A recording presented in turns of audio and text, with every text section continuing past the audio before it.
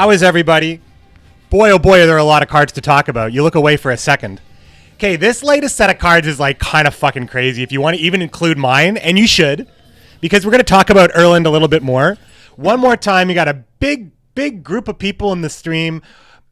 Just going to remind you all what adrenaline is again, because it's an important keyword, maybe one of the most important keywords to come out in Gwent in a long time, which dictates the power level of a card based on when it's played during a round and not which round it's played in. Well, I mean, both of those things, but you know what I mean? So if it says Adrenaline X, it means that this effect won't happen unless you have X cards in hand when that card's on the board. So it's important to note that if it says Adrenaline 3, it says Adrenaline 3, and you have 4 cards in your hand and you're about to play one, Adrenaline 3 is going to be active. We're on the hype train. We're just trying to get some words out, dudes. But it's so good to see you guys. I love hanging out with you all so much. I love you, Gwent community. So that means that 4 cards on even, you're on blue coin, you play Erland, and now your opponent has a tough choice to make. Play into the insane boosts that Erland's going to give you. I mean, it's worse on red coin, but it's worse for your opponent when you are on red coin playing this card. And I think that's probably where we're going to start the conversation here. So the conversation around Erland, now everything that I said on the video, on the reveal video that I did, which was really fun to do because I got you guys all involved. I had this list. It was like a 3x3 of Northern Realms abilities that were removed from the game and didn't come back. Eventually it came down to boost all cards in your deck and drain all cards from your deck. And I said, boy, wouldn't it be great if it did both of those things? And then I blew your fucking minds. So yeah, that was so much fun. That was so much fun to do that. But the practical elements of this card is that this boy right here is a bomb, I think. I think the biggest conversation that's going around this card is your red coin approach with this card. Playing it with an immune status gives your opponent a very, very difficult decision. They either need to be able to have some sort of counter to this card, which will either be a non-targeted reset, such as Gellert Blindheim, or a non-targeted removal, such as Scorch, something like that, or Igni, or something like that. Because if they don't, then the choice that they have to make is pass to you, where you'll just take the round and then have a juiced up deck for you to have your way with them with, or continue to play in, and then you'll activate Erland's ability, and he will be like a 15-point card that's immune. So Joe Haggis here, it's wild to think about how different this card would be with Adrenaline 4, because you wouldn't be able to take a card advantage pass at 5. Yes, stuff like that. So they had to make some considerations. It's honestly, I would say, I remember when I was talking to Paul Buja a long time ago about how great provisions were and how much we liked it, and he's just like, yeah, we just need another stat. I'm like, hell yeah, you need another stat, and I believe that adrenaline is a third stat, a very important one, a very cool one, where I think that 70 cards. It's not a little, it's not a lot when you're looking at the card game market. But I think that in this case, I would say it's not a lot when you're talking about exploring the possibilities of adrenaline. It is, they have some good ideas here, but you just can't explore them all, I don't think. Because making a card, like imagine there was a way to code adrenaline or to do adrenaline where it only mattered if it was like in between 6 and 3 cards that it did something. Like if you could say Adrenaline 6-3 or something like that. So the card was only good in that middle of the round situation. Because then you've got it all. Then you can do all of it, every which way. When you play this guy, you could play him super early. Like what if your plan involves playing a lot of Witchers for your tempo, you may want those boosts early because then your Scythemen are unstoppable. Like the idea that you would use Uprising and Scythemen would be these massive cards with reinforcement and later Amphibious Assault. You wouldn't your leader also creates the Scythemen, so that's obviously making the Scythemen look great. But in a situation like this, you're creating a Scytheman with Uprising. You don't necessarily need the boost. Your boosts are more for repair work rather than building work. So Erland comes out, everything is boosted, everything is inspired, everything is ready to do formation with zeal, everything is ready to bump up the Scytheman. So I think that is the biggest consideration I would have when playing this card, is that I would look more for a traditional Uprising list and just feel confident that I'm going to get just a crazy edge with low provisions from Scytheman and AA and stuff like that. But there's just so much more you could probably do with this card. But at 12 provisions, you need this effect to be pretty critical to your win condition. You need him to be, it's like Philippa. You need to control Waters of Broccolon, like that kind of thing. You have it in your deck, whereas Philibor and Falipor can be alternated. Neither of those cards can be played if you're playing Erlen. So if you're looking at your big, and we're also talking about AA and Oniromancy and who knows what's happening to Portal, but I mean, these are all big provision slot choices, which Erlen will always occupy one of those huge slots. So you have to keep that in mind. I think he does have the potential to occupy that slot with his red coin application. So still want to know what you guys think. Really excited to use this card. For sure. Sir Pumpkin doesn't think it's going to be that great. I mean, I think that I knew from the very start, like when I revealed Amphibious Assault, I thought about it a lot, and I was convinced that card was going to be bomb as fuck. The chat didn't right away, but I think we all came around on it. With Erland, I think that until I play decks with him, I'm just not going to be 100% sure how it feels, because he's hard to evaluate, isn't he? All right. Gezres of Leda. This is the Cat School legendary that came out pretty close after Erland. So now we're officially looking at the new card since I last talked about him. So here we have Gezres. Gezres is a 12 provision, 5 strength Witcher who reads melee at the end of your turn, move self to the ranged row and boost a random allied unit on this row by 1. Ranged at the end of your turn, move self to the melee row and damage a random enemy unit on the opposite row by 1. Okay. So it's like the opposite thing on the ranged row. You're damaging a random enemy unit on the opposite. Oh, on the opposite row. On the row opposite. Yes, right. This wording is odd, isn't it? When you're thinking about all the things that are happening, it's saying that if you move to ranged, you're damaging something on ranged, right? So you are protected from damage against this card on the ranged row. So scoia'tael's going to have no problem moving your shit. So you can only do so much to stop this one. But then this card gets interesting. Adrenaline 3, which means that when there's 3 cards left in your hand or less, instead of a random unit where it reads random, it affects all units. So this means that once scoia'tael is done moving all of your units onto the melee row, Gezres is going to jump up, damage everything on that row. And he's going to continue to do that. Going to continue to do this. Now, at Adrenaline 3, this is likely going to happen twice only, unless there's like some Mata shenanigans, or some sort of like extra long round shenanigans on, like if you had passed early and your opponent had extra last say, double last say, then it would trigger 3 times. So the potential of the card is there, given that you are going to be moving a lot of cards. What you really want to know about this card is when your melee row is full and Gezres is supposed to move, does it deal the damage? So Tyrwin, Mole Legion, you should follow him on Twitter. He's been answering a lot of questions from the community about the mechanics of the card. And I am certain that this has been answered. If Gezres does not move, at the end of turn still happens. Because it says, I think Mole Legion's explanation was it says and not then. So if he doesn't move, then I guess the ranged row is where the damage is going to go. So this can be strategically used. You block the actual movement of Gezres so he will damage the other row that your opponent is not expecting. So that's brilliant. It's a brilliant question and a brilliant consideration. I mean, there's so much offensive and defensive capability to this card. What really occurs with this card, where this card is really advantageous, and a lot of the cards are like this, the value is in the board state. The value is in the match. The value is in when it's being played.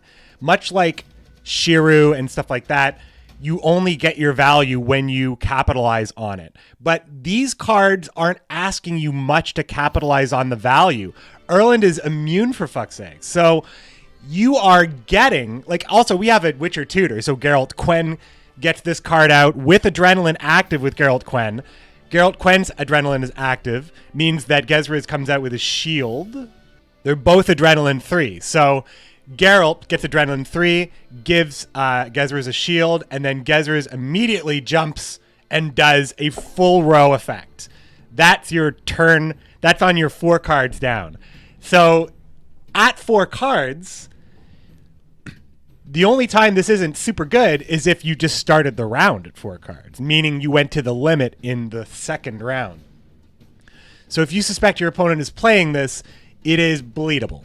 I would say it's mostly bleedable.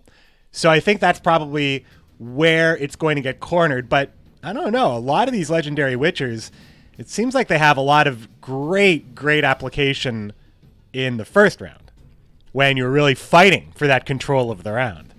And I like it. I like that. All right, we're back into the self-poison territory in Salamander. We're looking at Gellert Bleinheim, and let's just take a quick look at his brother, Roland. So Roland Bleinheim is a 7 for 7. Whenever a unit is poisoned, gain 2 coins. If you have 5 cards in your hand, whenever an allied unit is poisoned, gain 2 coins instead. So the wording on this is suggesting that the adrenaline is a drawback here. And this is where adrenaline starts to be, you need to read the card. So when you see adrenaline, it's not always good. So when Roland is on the board early, you can poison your opponent's units and you can gain coins. But once there's 5 or less cards in your hand, when you poison an enemy unit, you don't get the bonus. It has to be an allied unit.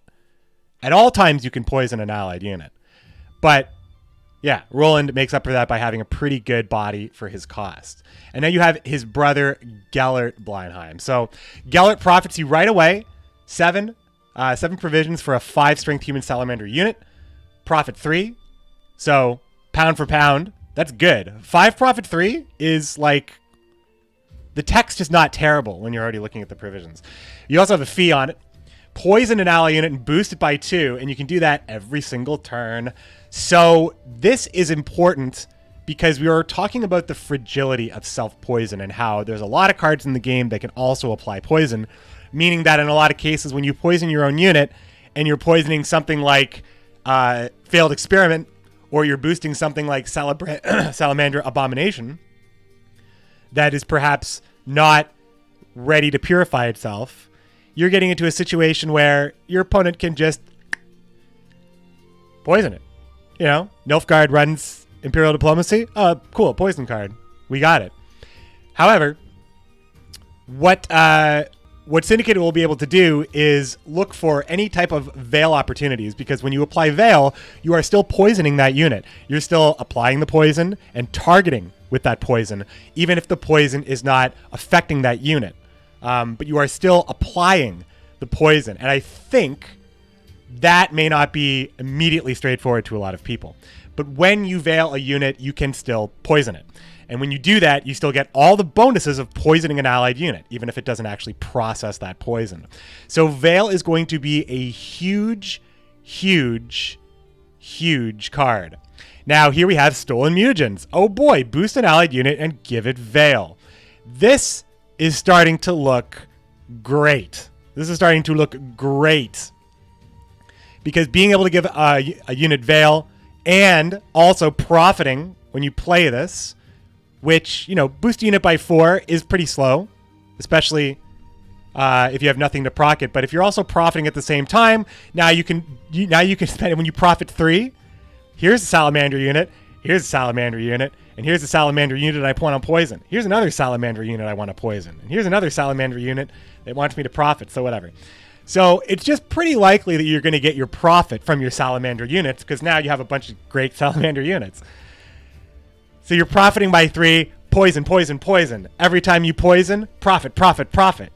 It looks like it could, and if you have just a giant amount of spenders, you know, I could see it all coming together. I can see it coming together. It's profit 2? For Gellert? Oh. Okay, so, and this is the correct one? You guys seem pretty sure of yourselves. This is the correct one? Because sometimes it's not the correct one.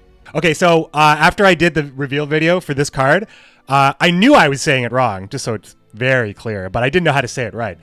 So, the correct way to say this card is Kosh-Shi. Is that correct, guys? Kosh-Shi. So, the woman in the art for Kosh-Shi is Geralt's mom. That's some fun facts. That's some deep lore. They changed the ST Founder Witcher card's ability because he said it sucked. The current one is the changed one. He said that? Can we say things like that? You can thank me for Amphibious Assault in that case. Okay, so just to confirm, the Prophet 2, not 3. It's still good, I'd say. Like I was saying, like I immediately commented on the Prophet being high. So there we go. It's not that high.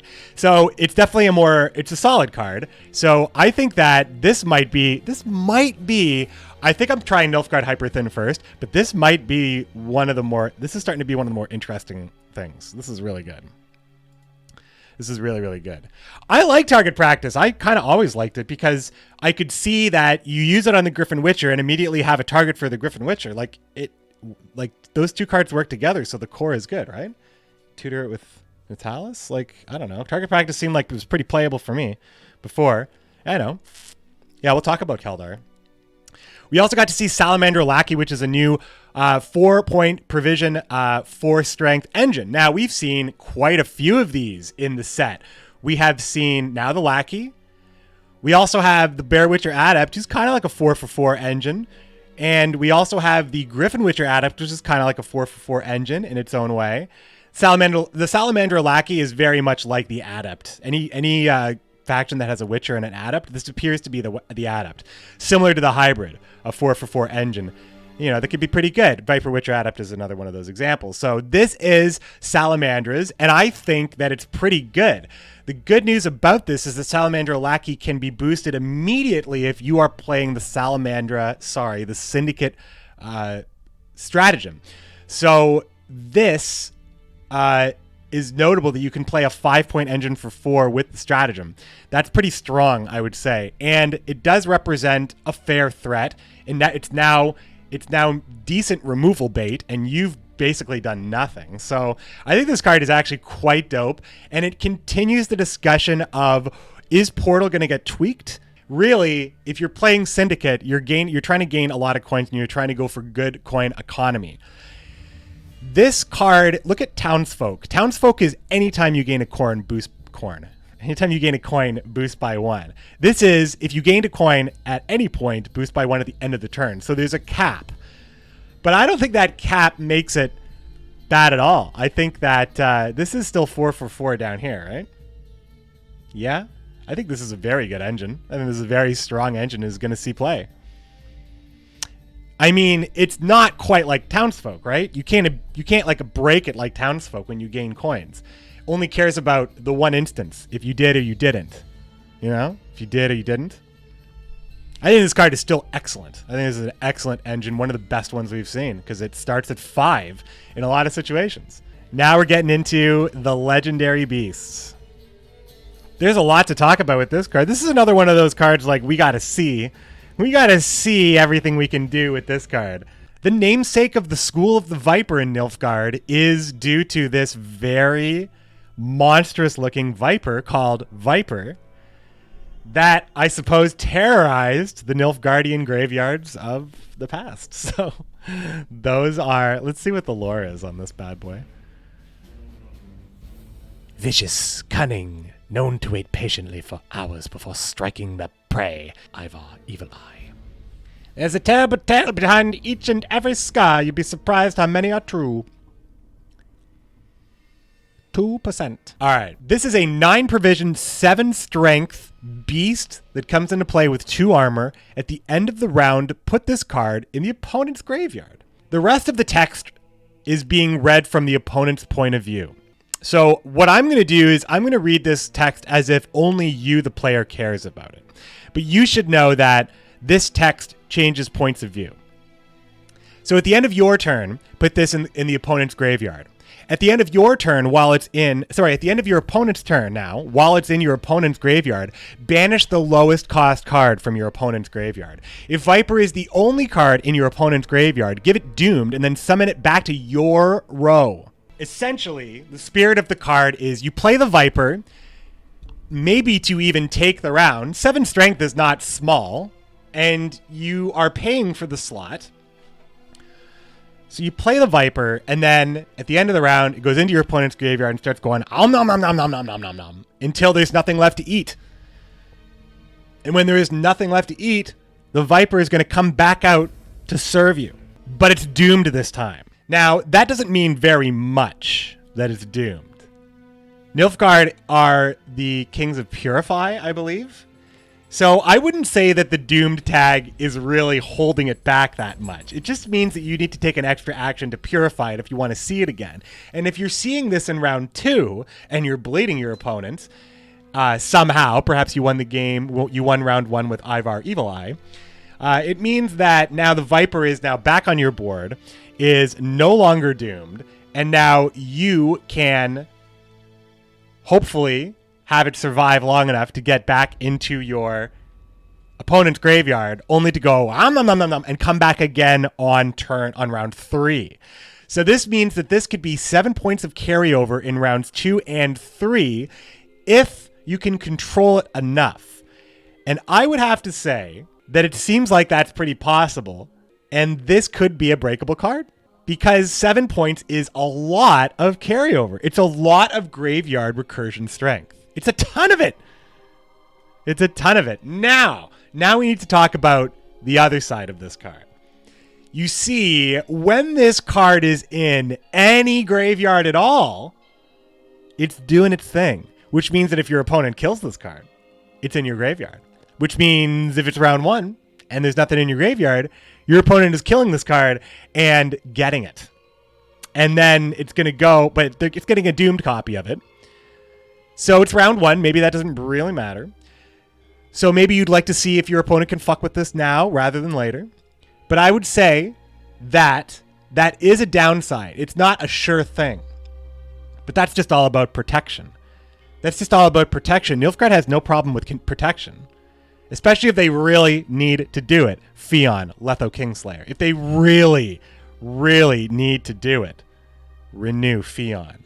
If they need to protect a unit, Nilfgaard is going to protect a unit. If Nilfgaard needs to purify a unit, they're going to do it. And maybe you can't do it. Maybe I can't refine this deck. But I think someone's going to refine this deck. Much like talking about Arnagad, I think someone's going to figure this card out. And this seems to be a card that, if figured out, is going to be such a pain in the ass. So Viper has 7 strength and 2 armor. So if you're playing Nilfgaard and Enslave, don't you have backup plans? Like if your opponent gets a hold of this, you've probably got backup plans. It depends on if Viper is like meta. I think the more meta Viper is, it's much easier it's going to be dealt with because you can just Korathi Heatwave it.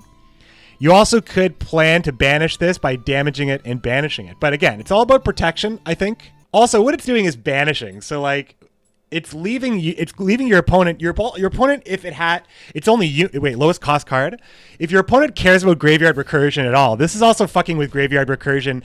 Like, this is now graveyard recursive points, but it becomes the only graveyard recursive points in the game because the Viper eats all the rest of it. If you kill it, if you kill this card, it's going to the graveyard that you think it's going into.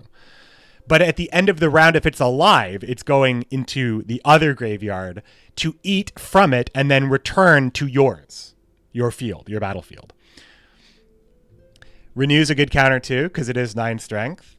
Yeah, like this could end up being like, like think about, well, no, you can't play Cyrianova and Renew, but you could play this in Cyrianova. So if you're looking for carryover points, Cyrianova and this, those are carryover points, and it's a lot. It's a lot of carryover points. Squirrels in the game. Anyway, I think that this is a cool card. A very, very, very, very cool and probably one of the most interesting cards released to date until the next one they released, which was Salamander. Oh my God.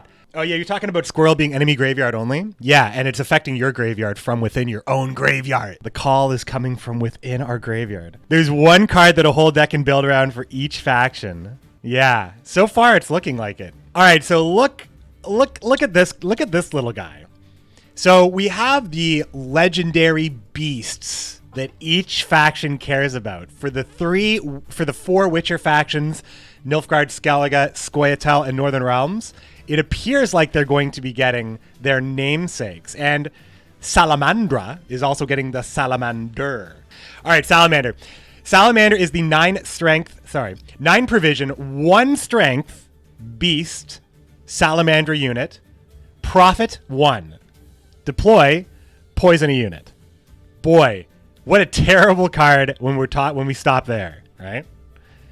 A 9 provision card that's a 1 strength, profit 1, poison a unit.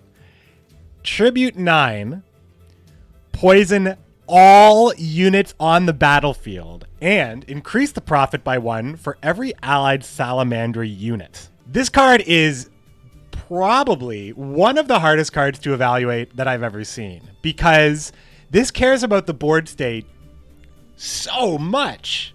How many units are you poisoning on the board at the time? How many Salamander units do you have on the board at the time? How many units do you have on the board that care about being self-poisoned at the time? How many offensive poisons do you have left, or have you applied already to the board when you trigger this effect? Can you trigger this effect? Do you have Rayla on the board? Do you have Louisa already on the board? Like, there, it's just enter the Salamanderverse. Oh, and yeah, and Cyanna Louisa works, but Tribute isn't a deploy. It says instead, though. So what, if you use Cyanna, it poisons everything twice? But you have to pay the Tribute again? You pay it only once with Louisa? Does anybody else like, this card gives me a headache, and it's not because I'm scared of losing to it. Let's look at the best case. Let's look at the best case situation. You've got a fairly developed board, and so does your opponent.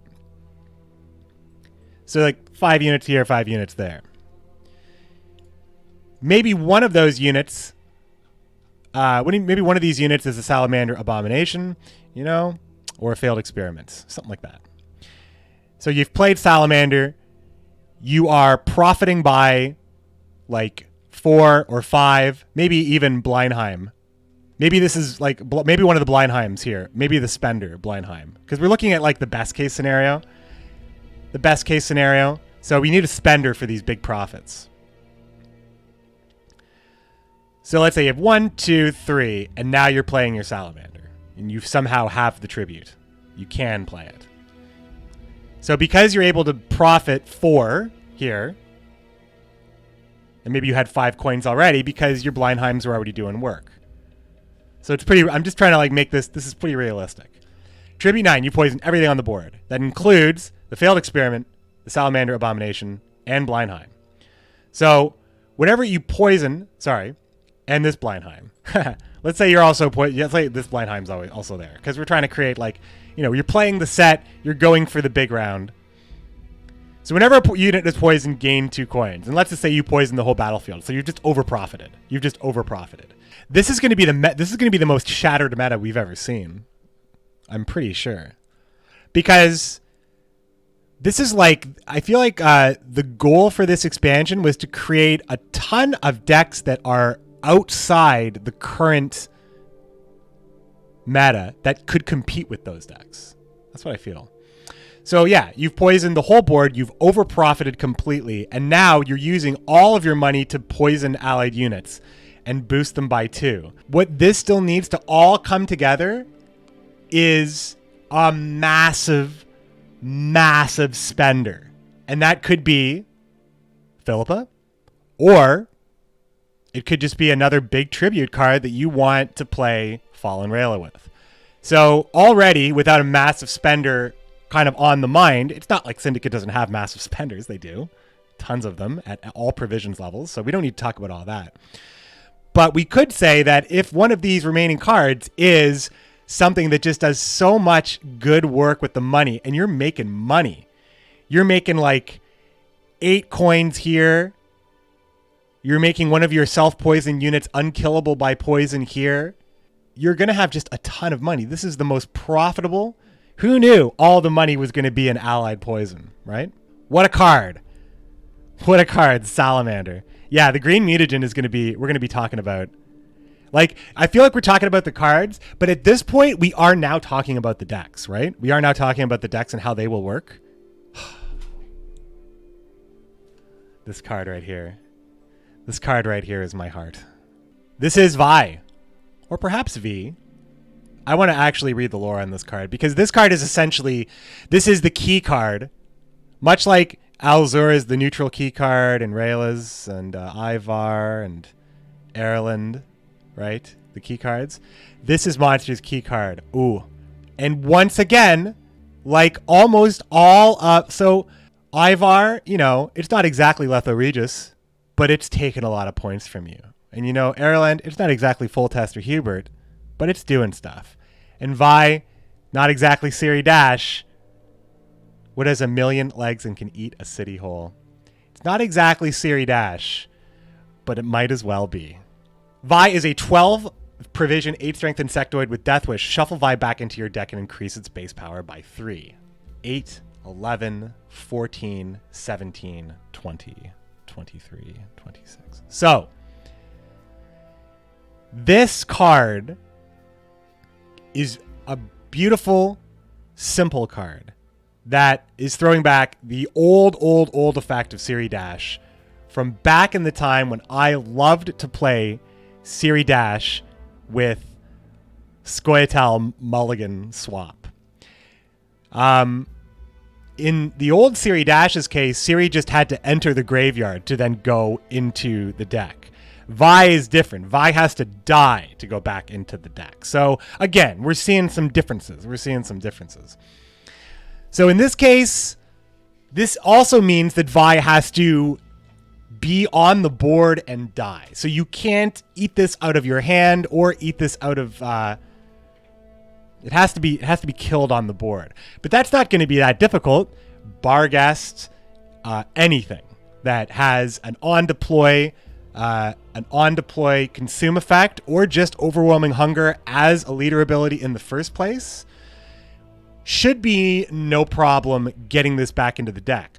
The thing is, it's back into the deck right away. You can't activate this card if you remove it from your hand by Imlerith or it's the only card that does that now. You know, that effect has been moved around. It has to be on the board and killed. But let's not talk like that's hard to do for monsters.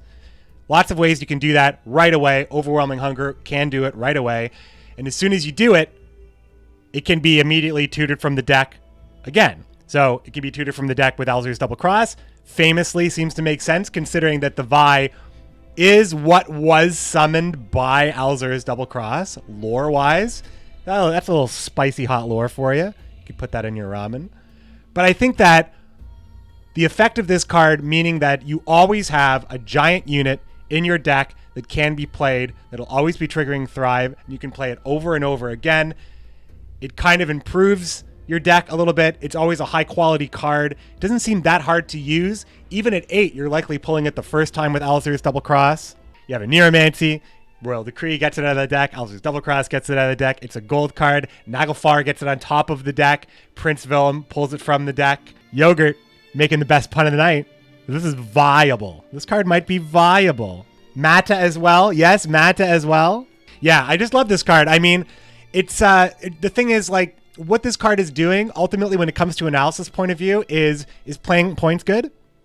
And quite usually playing points is good. This is Point Slam and then Point Slam, the Revenge of Point Slam, Return of the Point Slam. What happens when it gets heat waved and the whole deck fails? Unrelenting. Are you making a whole deck around it? I mean, you're paying a lot for it. But yeah, I mean, I guess if we're talking about what happens if it gets heat waved, I mean, we're not having a lot of discussions about many cards, are we? Because obviously every card can be heat waved. So it's not really a lot of conversation. That really does, it hurts it. But the point is that you are capitalizing on the points, and your opponent's going to have to heat wave those points somewhere else, and then Vi's going to come back and be like, hey, remember these points that you heat waved? I'm back, baby. So I think it's that you're going to give your opponent a lot of huge targets to remove, and they can't remove them all. You're basically not spending those points when you play those points. This card, if you missed it, was in it was in a YouTube video about adrenaline, because a lot of people had questions about adrenaline, and a lot of people have had questions about adrenaline even today, which is a day after this video came out. So this card is basically the Viper School Witcher. Sorry, this is like the Griffin School Witcher, Cat School Witcher, Bear School Witcher of monsters, because this card is so good. Isn't this card dope? I was thinking about the word boost and I said dupe. Isn't this card dope? Chamir is a 5 provision, 5 strength beast mutant that consumes an allied unit on deploy. We like it. On Adrenaline 4, boost all copies of that consumed unit on that unit's row by 1. When does this matter? Well, it does matter a lot with rats, and it matters a lot with drones. And there is absolutely no reason to think that on Adrenaline 4, this card is not playing for like 9 or 10 sometimes. Plague Maiden makes a bunch of rats. The Night Wraith makes a bunch of rats. The just Ericus Nest makes 4 drones right there. It makes 4 drones. And you get extra drones from natural selection. You get tons of extra drones from, I mean, geez, we've seen so many cards that make drones over the course of Gwent. Now, Weevil saying like a mini Glusty. I think it's more like a mini Morvet in that case. This card is actually so good for a bronze 5-point card that starts at 5 strength. I think this has got to be one of the best bronze cards that we've seen. This is going to go toe-to-toe with Andrega Larva for best bronze card. But the thing is, like, here's the thing. It's not like Bear Witcher Mentor is not playing for a ton of points. And it's not like Catskill Witcher is not playing for a ton of points. So, I think this is the Mentor card. This is the Mentor card for monsters. Fuka is like the Witcher card. And this is like the Adept card, but this is the Mentor card. So while this is pretty damn good, I actually see it being, it's still going to be having to take on the points from Skellige, and it's going to have a hard time doing that. But I'm just saying that I can see this working so well, so easily. Like, monsters have the tools to make this work. The adrenaline means that late game, you are, just like the Viper Witcher Mentor with its adrenaline, you know that you're going into a world where this guy's coming down and pushing points. So if you're down by points against monsters and you know that this is a possibility, lots of rats, lots of drones, you just have to make a tough decision. I can't beat Chamira. I can't beat his 5 provision card. I've got to drop. Here we have another neutral card here, Leo. Well, this is like the free company of the expansion. It remains to be seen how good this card's going to be, but I got to say, if you guys think Berengar is bad, then this card has to be worse. For this card to be better than Berengar, you need to have 5 Witchers on the board? 5 Witchers on the board. I think this card is just not very good at all. This card is 7 provisions for a 4 strength Witcher on deploy, boost self by 1 for every Witcher you control. Do I think you're not going to be controlling very many Witchers? No, I think you're going to be controlling a lot of Witchers. You got Witcher tokens. You got Witcher cloning in Northern Realms. You got Witcher tutoring, which creates a Witcher in Geralt Quen. And you are creating Witcher tokens with like stuff like Armor Up. So yeah, you're going to have a huge board of Witchers. Why do I think that Leo is still bad and not going to see play? Look at Axel. Look at Axel and the conversation we have to have around Axel. Axel from Skellige boosts himself by 1 for each boost you have, each beast you have, or you can play him for 7. And he's 7 provisions, and he has a whole deck that would work with him. And even he is not included in that deck. Granted, that is Skellige, but I'm also looking at the faction that is likely going to be making the most Witchers, and that could be Skellige. So if Axel isn't played with Getty, this probably, I mean, it's going to be played, but it's probably going to get cut, It's probably just going to see a cut. But I could be wrong because there may not be better options, but I think for Skellige, there are better options for points. There are just so many better options for points. So whatever you want to say, this guy isn't going to produce enough points. He's overcosted, or his effect is underwhelming. I think that overall, this is just not going to be very competitive because his point ceiling needs to be so aggressive that, and 7 and 8, they see those point ceilings already. But you know what? Okay, here's the thing though. Here, like Berengar and this card, if these cards weren't in the expansion, it would be a little strange, because if you're building an expansion about Witchers, when I talk about cards that care about other cards, some people say Unga, and Unga's not. If you don't know what Unga is if boost this by X. If you do this, boost this. If you do X, boost this by how many X's? Do you have this many X's in your deck? Boost yourself. Like, it's just like you can put this ability on anything, right? This is the Unga of Free Company. Like, that's what you're saying. This is the Unga of Death Mold. But in a set, when I review cards, I use a word that, some people like it, some people don't like it. I use a term called missed opportunity. And I think that if you didn't put a card like this into the game, it would be a missed opportunity, because players that are just getting into the game, that are opening these packs for the first time, and maybe they missed a bunch of expansions, and they have this card, this could be one of their best epics, because they are making their Witcher decks, because they're opening nothing but Witcher kegs. This card's got to be there. It's got to be there, dudes. I still think it's overcosted, but it's got to be there. It's fine. It's absolutely fine. So don't give this card a hard time. Bear Witcher Quartermaster is surprise just when you thought the faction that has the Bear Witcher Adept, the Witcher spawning tokens, the Bear Witcher Mentor, and the Bear Witcher, we got another specialist Witcher, much like the Vipers. No, not the Vipers. What is it? The Cats have Saboteur. So the Bear Witcher Quartermaster is a 5 provision, 4 strength Witcher with 1 armor. On order, damage an ally unit by 1 and spawn a Witcher student. Charge 2. Bear Witcher Quartermaster is an excellent card, I think, because this is just another excuse to get a bunch of Witchers on the board, but it is looking like it's a trap for Skellige to think that Witcher students is the way to get tons of points.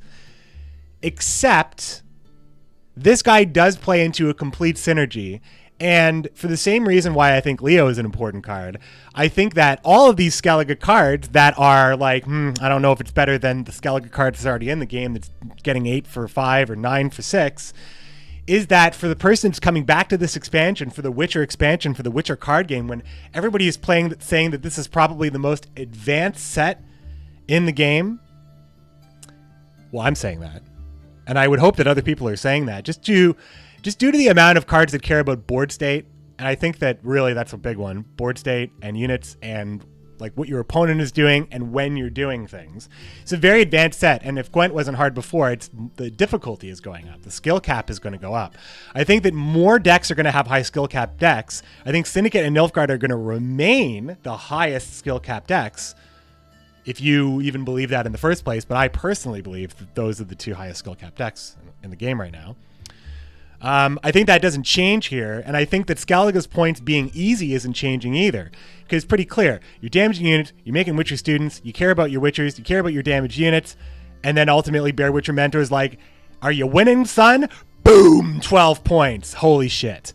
So, like, the gameplay looks good. The bronze core looks very good. Like, it just looks very good. You don't have a lot of decisions to make, I think. You're putting both adepts in.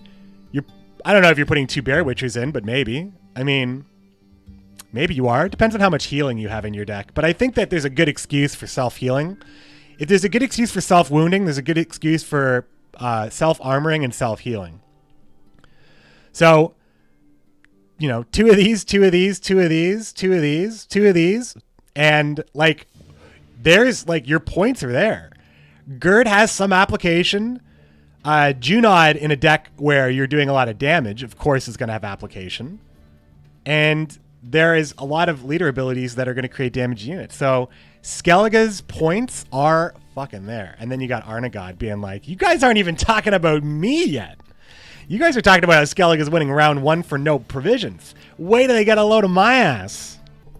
Kaldar. Let's talk about Kaldar. Kaldar is a 9 provision, 4-point Witcher with 1 armor for Northern Realms. This is great. So we're seeing a big piece for Northern Realms. This is the Colgrim of Northern Realms Witcher, I imagine. Because I think the 9 slot's looking like there's always like this the high end mid range. Got the core, the high end mid range, the beast, the legendary Witcher at the top, and then a couple of cuckoo cards.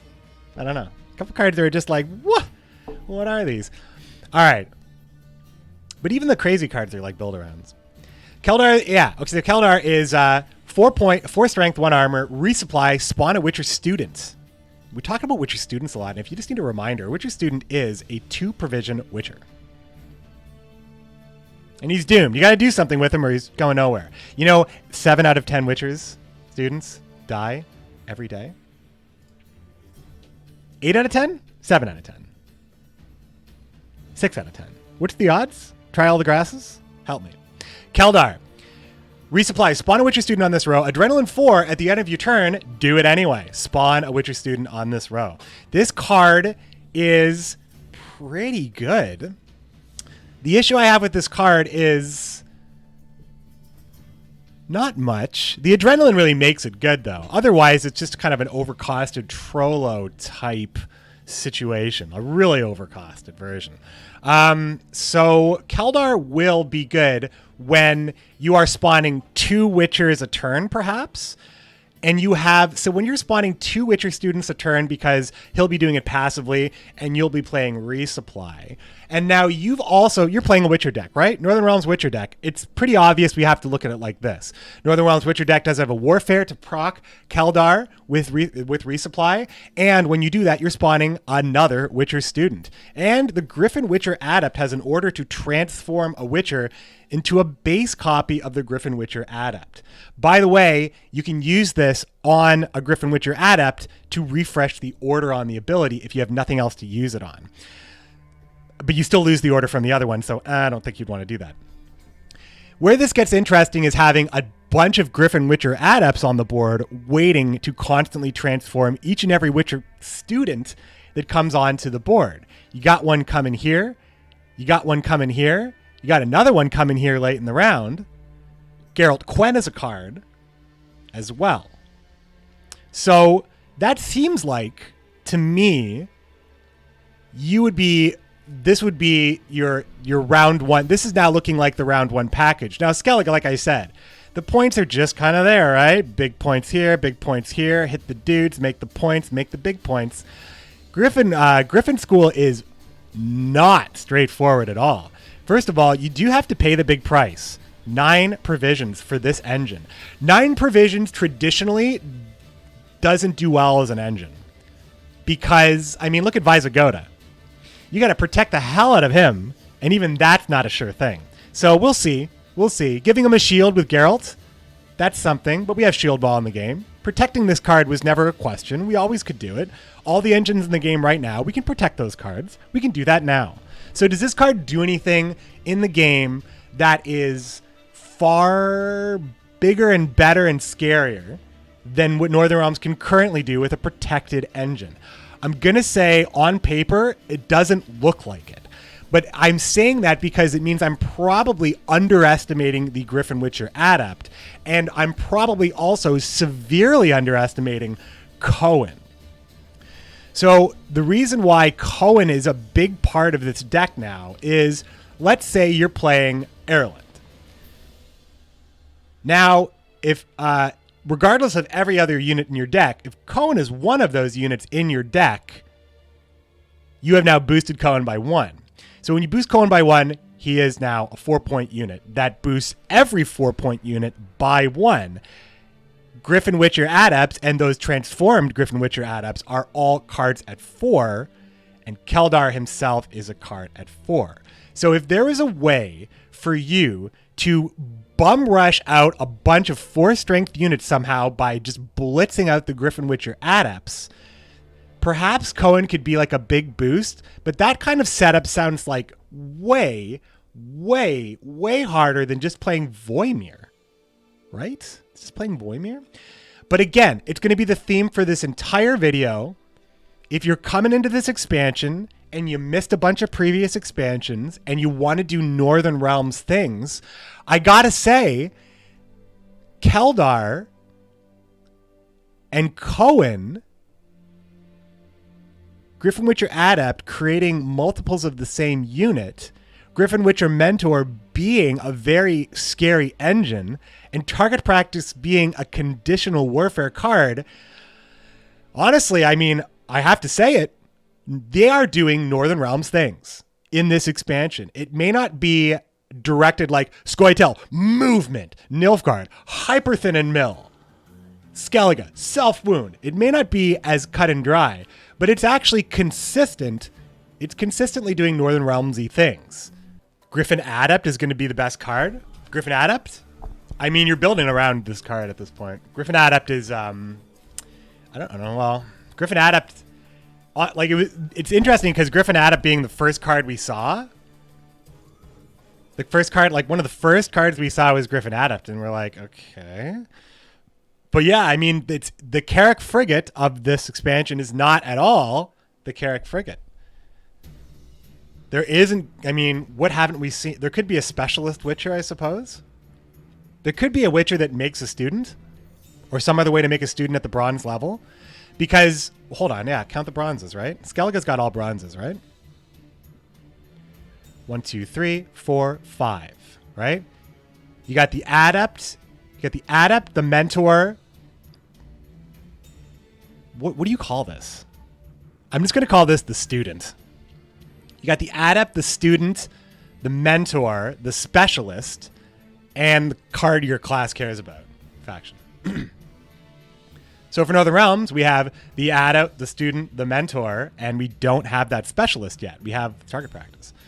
So there's going to be one more Bronze Witcher-based card, I suppose, for Northern Realms. Yeah, let's talk about this card here. Saber-Tooth Tiger. This is the legendary beast for scoia'tael. Saber-Tooth Tiger is a 9 provision card, no matter what you see. It's 9 provisions. 7 strength. On Zeal, transform into Saber-Tooth Tiger Stealth. So that means you play the tiger for 7, and then you transform it immediately. When you transform it, it's worth nothing. But at the start of your turn, which means you transform it, and then it goes back to your opponent's turn, your opponent takes their play, and it comes back to your turn, and now Saber-Tooth Tiger flips over. This means that if you start the round with this card, so it's like turn start, Saber-Tooth, flip over, your opponent goes. They play a card alone on a row, back to my turn, Saber-Tooth flips, damages that unit by 2, and then I can flip it over again. And then I can kill that unit that got damaged, and now they need to play onto an empty board again, perhaps. Boom, flips over, hits it by 2, kill that unit maybe, because even if they play something by 7, I can rebuke and kill it. It's got to be alone on the row, though. So it's not guaranteed that it's going to flip. So that means that if you play it first and your opponent plays 1 card, it's going to flip and get damaged. If your opponent plays 2 cards, then it's going to flip and there's going to be no damage, but you're scoia'tael. Now you move one of those cards to the melee row and flip it again. And now, if your opponent doesn't play a unit, it's going to flip and damage both of those cards. If your opponent does play a unit, it's going to flip and damage one of those rows. And then you can like this guy, this card's going to get a ton of value, but because it's going to need artifact removal to be removed, you can never hit him, right? You can never hit this card. Like there's going to be ways to play around it. And once you have units on the board, it's done. Like the card's not going to get any more points, but you still can't hit it. Like you're always protecting these 7 points basically have immunity, right? I think this card is really good. Man, this is gonna be a long YouTube video to cut. 2 hours of conversation about 9 cards. What the fuck? I'm gonna have to watch this in 4 times speed and still understand what I'm saying. I will be back though because I want to do a little bit more today. I just don't know what yet. What do you guys want to see today? What do you guys want to do today?